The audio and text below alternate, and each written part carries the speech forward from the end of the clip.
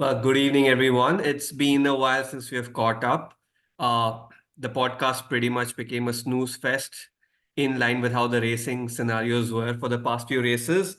But we are all back because today was the Abu Dhabi Grand Prix, which is also the season finale. Uh, no drastic change in the final results with respect to who came up top with the Drivers' Championship, the second driver, the World Championship records like leading 1,000 laps in a given season, 21 wins for the winning constructor out of 23 races, 19 for someone who maxed out this year, and two more for the other person on the right-hand side with Checo, and Sainz being the only non-Red Bull person to win a race this season.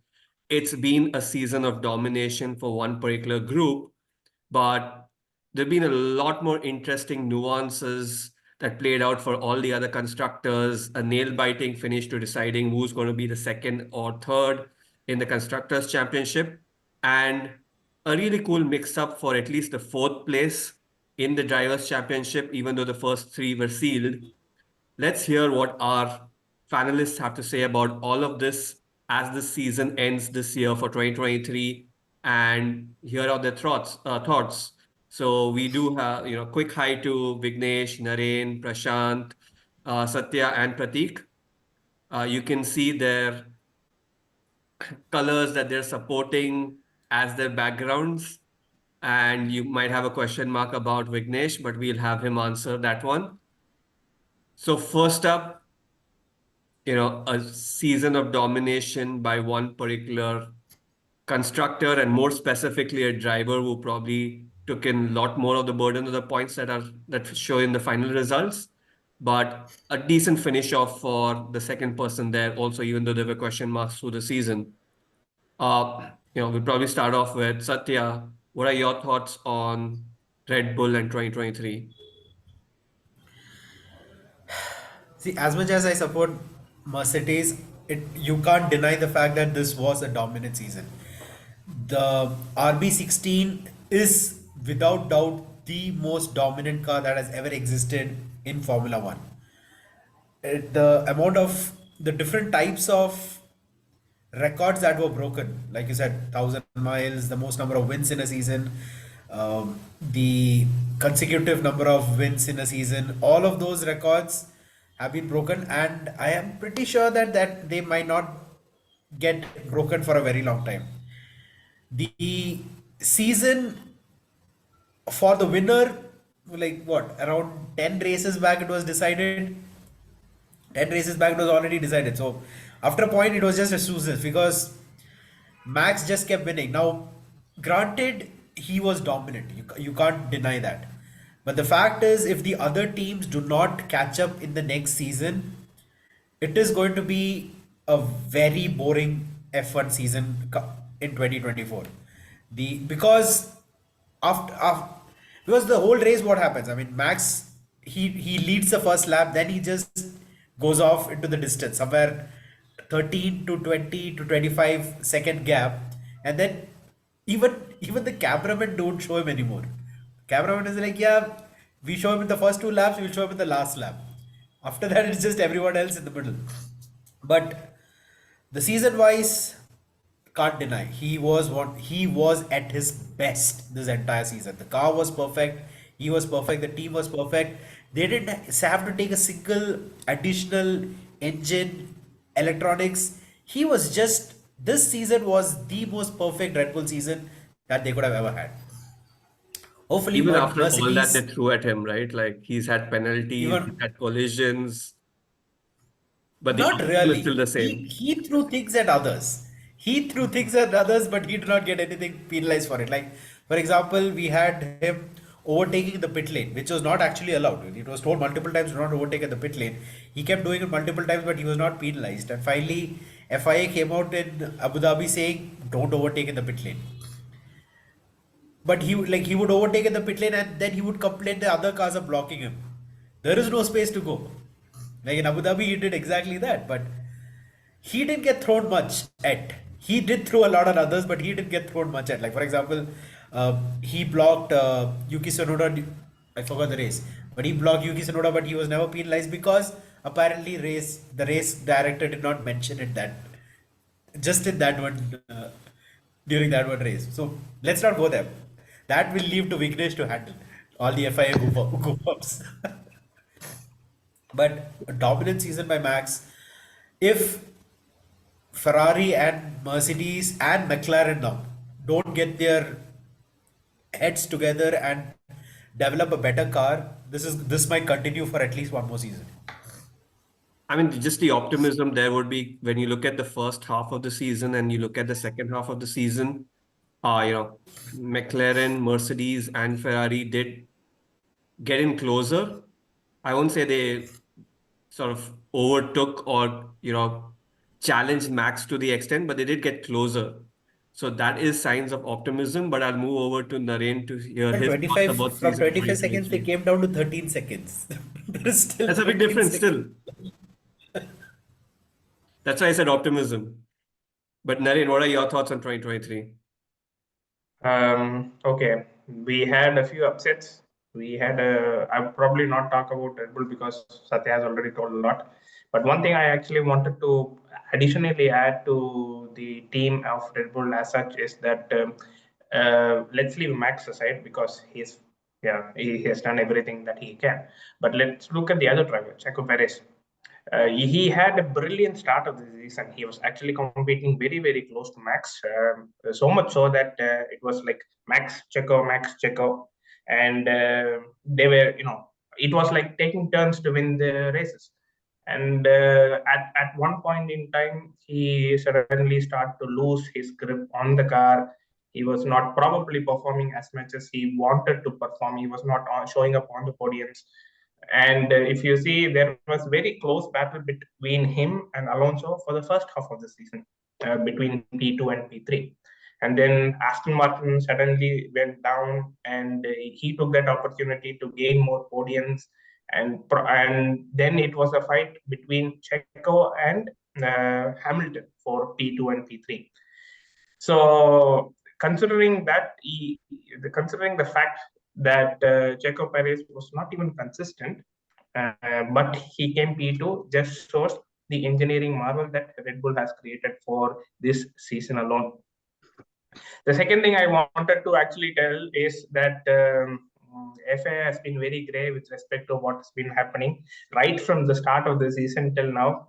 They have set the rules, they've broken the rules, they've invented new rules which we did not have it even in the past.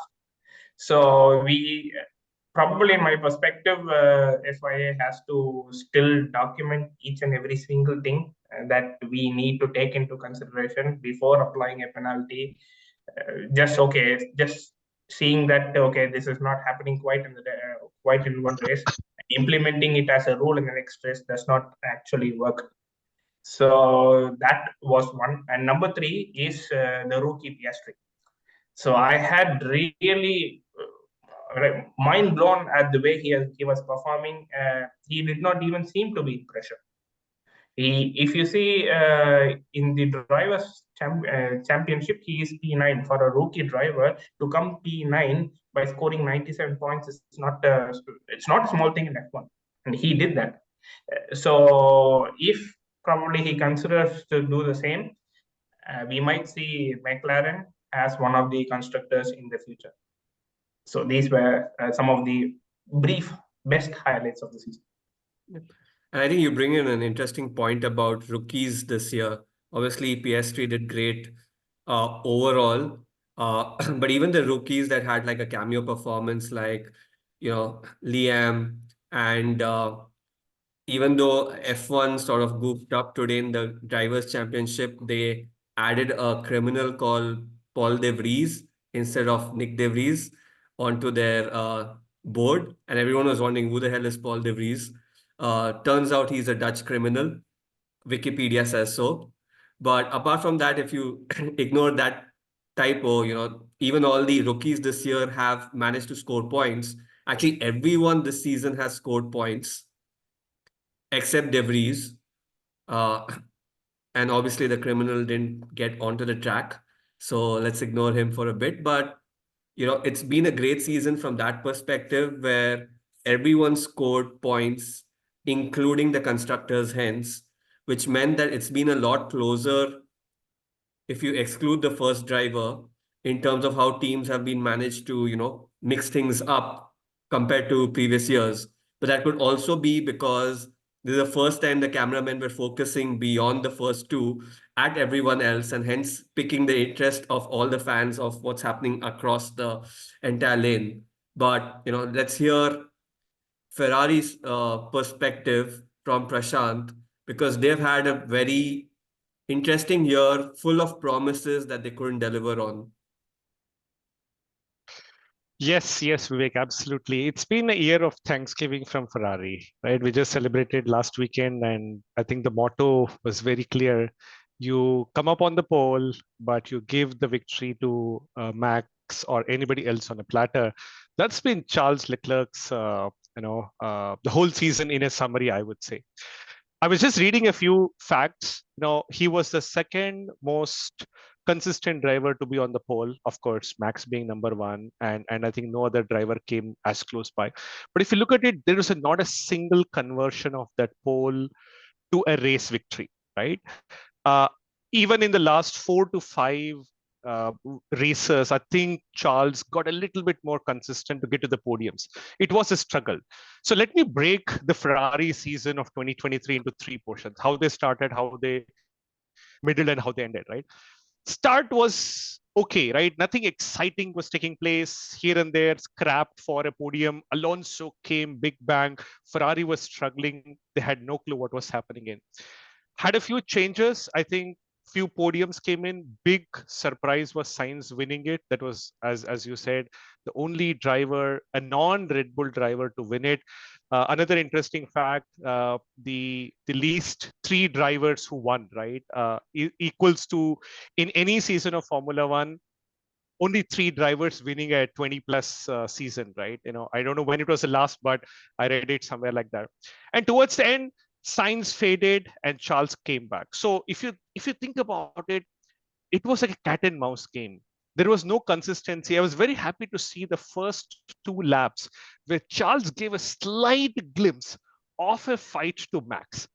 For the first time, I saw Max under a little bit of pressure. If the car had a better performance, could he have overtaken it? He could have overtaken it, right? So there's a lot to be done from the overall car performance, the consistency factor, and the most important, which is worrying to me in Ferrari, is both the drivers are due for that contract closure by 2024. So both of them have only 1 year on contract. And there were a lot of rumors. Will Hamilton change? Did Hamilton talk to Red Bull? Did Hamilton talk to Ferrari winning? We don't know. Those are all grapevines going around. But the difference is we don't have a driver who's going to be there for, say, next 3 years to work out on an engine. There could be some contract negotiations to take place in the next couple of months. But that's where the team, the strategy, and the overall drivers need to come together for Ferrari. I was really optimistic that if Sainz had not pitted in, that 1 point or couple of points would have made a huge difference.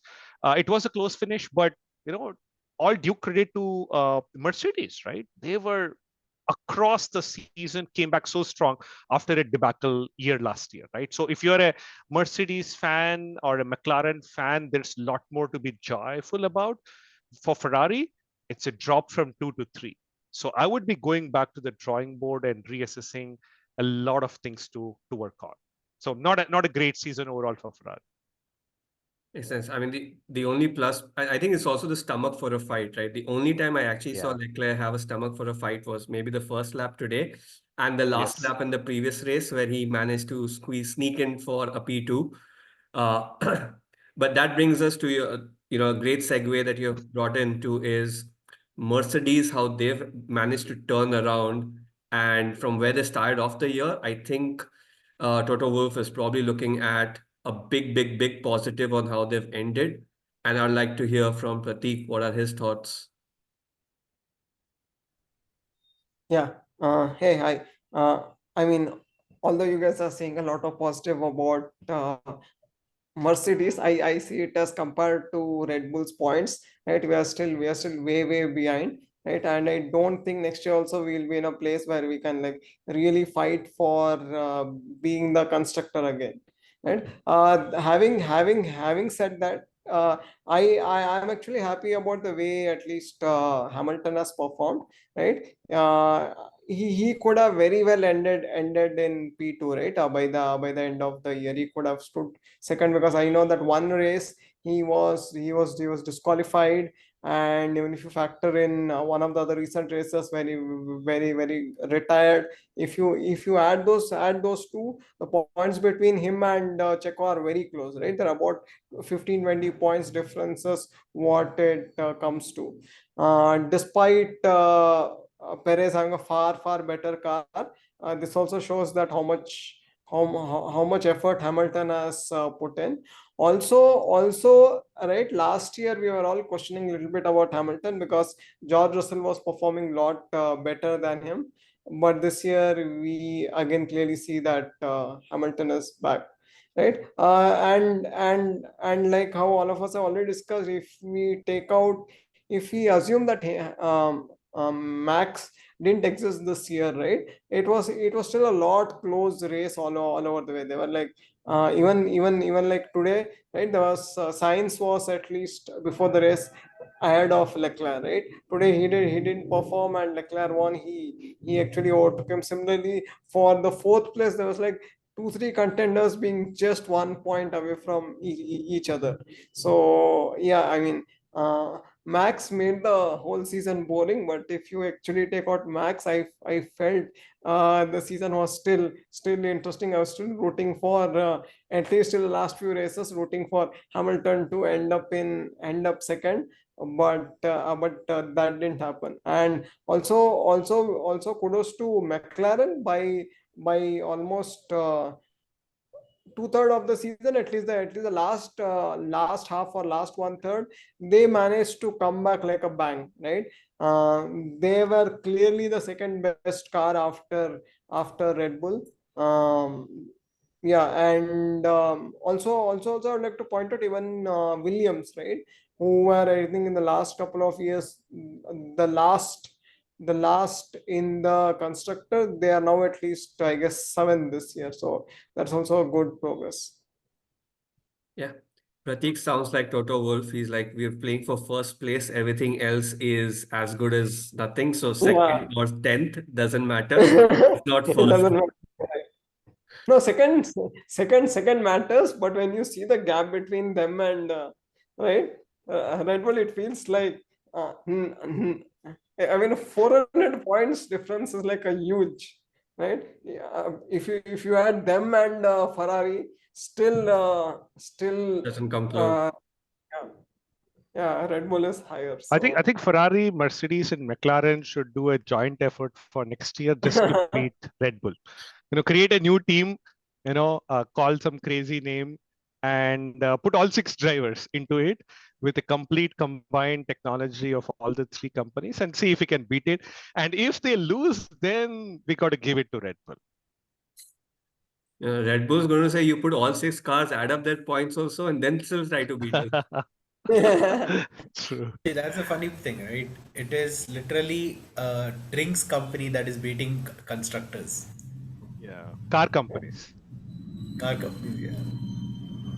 Well, so Red Bull does give you wings. The marketing did work out. But, we've but I heard. felt Sorry, yeah, go but I ahead. guess, but I guess that just this year, right? At least the last 2 years were pretty close. Yeah, This year, last to last year. I think last year was still the start of like a dominance. This year was massive dominance. But I do want to hear out, like we've been bashing FIA for a bit. We have an FIA observer in our group, and also to hear from his perspective on any other aspects that he wants to cover from the season of 2023. Vignesh, what are your thoughts? So my best observation from the season was when a manhole drain cover damaged a Ferrari car and FIA imposed penalty. And that seemed such a wonderful gesture of FIA to give back. These are the rules. This is what we do. And this is, we have to follow it like they have followed it textbook word to word in the past race. And that shows the dual standards of FI, where they might leave a specific team or a specific person go scot free, and they might just crack onto other teams. And this has been a trend with FI, and that's the reason instead of calling FIA, I call it the mafia. And the reason is this: they are like mafia bosses. I don't like you, you're dead. I like you, you're my friend. This is one thing which I liked about the entire season, that they have been the mafia. The second thing is, being in a season, being dictating your rules is one thing which FIA has over the years made themselves the best thing of creating mockery of the rules and regulations. But then what stood out to me this season was Liberty Media investing $50 million in Las Vegas, creating a pathetic race where your FP1 was cancelled after 9 minutes. Spectators are thrown out without any refunds or with meager refunds or coupons for the FP2. There was no good running. The entire race, the circuit had an oil spill because of which a lot of drivers lost control. And that truly shows that I do understand Liberty Media pushing the limits of getting new audiences. But then it's the audience of the core traditionalists, the Formula One enthusiasts in the regions of Europe, in the regions which have been substantially your market, is the one which will gain you the best results instead of investing into it. Diverging is good. Over divergence is always a problem. So these are the two highlights which I found from an FIA perspective. One other highlight which I wanted to tell is the McLarens and the entire deal behind FIA bringing a new team to Formula One in the near future. And the reason why I find that interesting is because over the last 6-7 years, since 2007, when Mercedes was Braun GP was brought by Mercedes in 2009. After that, you see no new constructor entered Formula One apart from Haas. And there has been a strong resilience against new constructors entering F1, considering their pockets of the sponsorship shares and the final total money reduces. And with the deal that I believe Andretti or I think Audi, the combo is coming to FIA for Formula One, is a good sign that they are opening up and we can see more competition, probably more engine suppliers. I heard Jaguar is trying to come inside F1. Mercedes recently struck a deal with McLaren for 2030, so at least Mercedes is there to stay as an engine manufacturer. So this brings diversity. More the diversity, better the competition, better the racing, better for the fans, better the entertainment, and we would have this podcast in a much better manner in the near future. Yeah. I think diversity helps, but also like you highlighted, what's mafia without FIA? Because then you're just left with MA.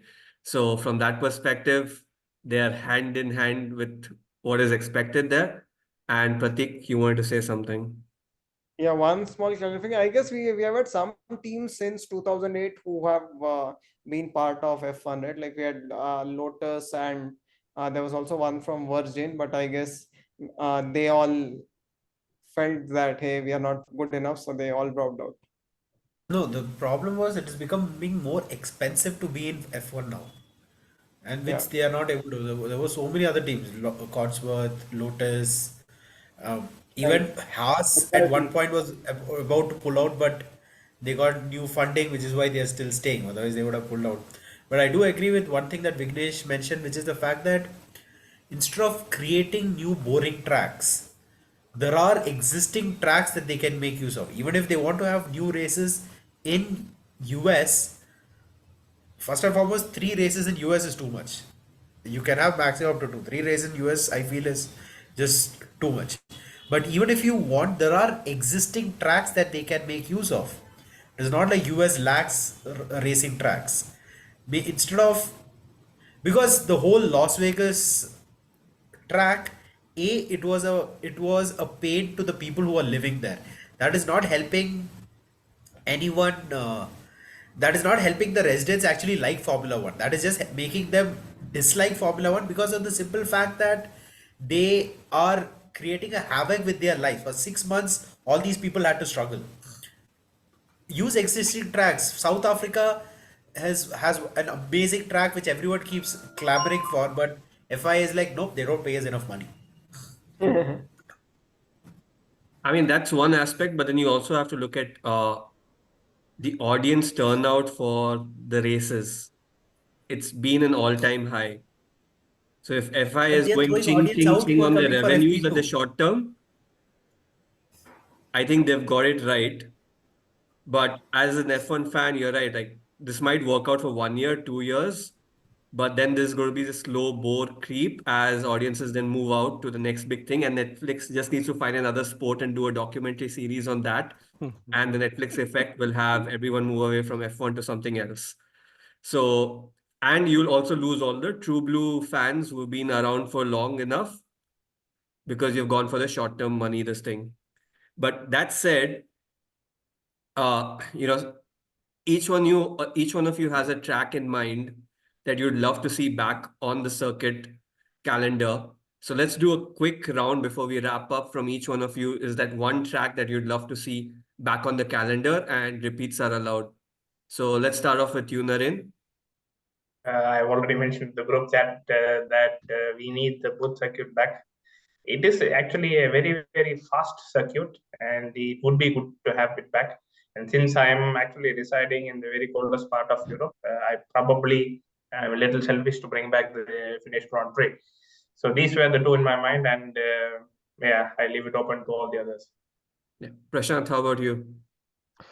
Well, I've been always a huge fan of Sepang. Interesting fact, I have watched 5 times races in Sepang. I've always felt the value for money. I've always felt the infrastructure to be very good. And most important, it's a superb circuit. It's hard on the tires, but it's a great one. And somehow it's been always a lucky charm for Ferrari. Recently, I read an article that Sepang SIA or SPA, whatever the circuit is, they have gone back to negotiate with FIA, and it may not happen in FI 2024 because the calendar is already locked. Maybe 25 or 26 it could come back, but that means that we may see some swizzle of another 1 or 2 circuits going off the grid. But yeah, Sepang's the one which I'm extremely interested about. Interesting. Vignesh? So, first of all, I would like the BIC with the international circuit to be back. And considering that MotoGP has currently raced in India, it should propel the direction of a Formula One race coming back to India soon. Said that, there is one circuit which I would love other than this is the Hockenheim Ring from Singapore. It was, being a person who has seen Mercedes growth, that iconic turn, I believe, and when you see that big Mercedes ring on top of that building, and that's one thing which you cherish as a Mercedes, and that's one thing which I would love to see back. Got it. Cool. Pratik, let's hear from you as we go around the world. Yeah, I mean, everyone said, I guess all of us would want Buddh to be back, right? That is, I guess, given from all of us. But in addition to that, I see that Germany earlier had a track, right? I guess called Newburgh or something like that, which has stopped. Considering Germany being the place where most of these automotive companies are located, it's ironic that there's no race in Germany. I mean, Germany could just do a street circuit on the Autobahn and everyone would think that's just a day. Yeah, exactly. Cool. And Satya, how about you? For me, it is Portimao and Turkey. I love these two tracks because of the undulations, the elevation changes that come through, especially in Portimao, where they go up and then there's like a steep drop that comes in. So Turkey and Portimao. Turkey, like the higher option, bottom also, I'm totally fine with that coming in. And as I just learned from my trip in Sweden, that Turkey is now called Turkiye officially. They've renamed themselves. So we will also officially call them Turkiye. Turkey. But yeah, I mean, there is a diversity of tracks across the globe where we have tried and tested historically. There have been exciting ups and downs. So FIA should not have an issue with being able to switch those around. Clearly, the parameters of deciding which tracks get has a lot to do with revenue share and things like that. Versus, but if they just use the fanometer to decide which tracks are the most exciting, I think in the long run, they would be in a better place. Unfortunately, we are not sitting in that boardroom. All we can do is speak on behalf of the fans on what we think are would be the loveliest circuits to look forward to. Well, FIA has 97 days to think about that before we kick off with season 2024 in Bahrain, which is 29th Feb, 1st March, and 2nd March. So, it's time to tune out, reflect for a lot of teams. Red Bull's probably going to figure out how do they continue to maintain the dominance or grow it, while everyone else is going to be focused on catching up or overtaking. They've got, again, 96 days to figure that out, along with taking a break. With that, first of all, thank you to all our panelists throughout the season for being available to take their time out, share their thoughts through the ups and mostly downs for all the other teams. Uh, but with that, we look forward to an exciting 2024 because the bar has been set this year and it's going to be tough to maintain it, which even Max himself has highlighted. Like he thinks the season that they've had is, a unique one. He hardly thinks it'd be possible to replicate it. And that basically opens up the door for everyone else. With that, wishing everyone the festive season that's lined up before we meet you again pretty soon. Any last words from our panelists before we close out? No, Well, let's if the do an other teams in-person don't event. catch up, if the other teams don't catch up, Red Bull might just replicate the season all over again. And this time, 23 out of 23. Yes, Prashanth, you 24. Right. I said let's do an event in person. Let's watch a race in person next time around. We have to. We should plan that. Naren, book a ticket. We'll tell you. We could have him dialed in over the phone if he can't make it. No, we'll have him come over. Why not? I can. Or he can sponsor us to Hockenheim. I don't mind. Or the spa. I can probably book you a spa resort. That's what. That's exactly why I use the word spa. Or at least we can go for a karting session together.